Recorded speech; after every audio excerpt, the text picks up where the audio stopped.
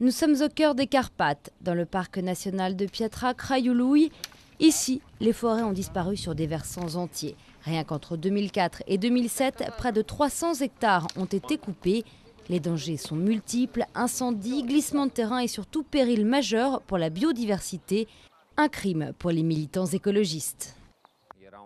C'était un habitat parfait pour les gros mammifères, loups, ours, lynx, mais aussi pour des dizaines d'autres mammifères et oiseaux qui ne peuvent plus profiter de ces lieux. Or, les parcs nationaux sont les dernières oasis de biodiversité, les derniers refuges pour ces animaux.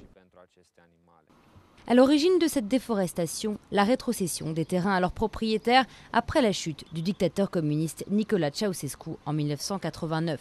Une rétrocession qui a eu un impact négatif sur la surface forestière, d'autant que les primes promises aux propriétaires pour ne pas couper les arbres n'ont toujours pas été versées.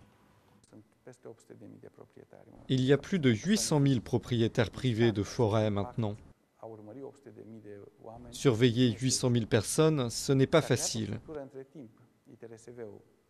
Les choses se sont améliorées avec la création d'administrations de contrôle régionales, mais surtout grâce à la collaboration d'acteurs privés du secteur. Un long chemin reste à parcourir selon les ONG qui dénoncent plusieurs projets en cours menaçant les forêts, comme la construction d'une route nationale dans le sud-ouest des Carpates ou d'une station de ski dans le massif Bucegi.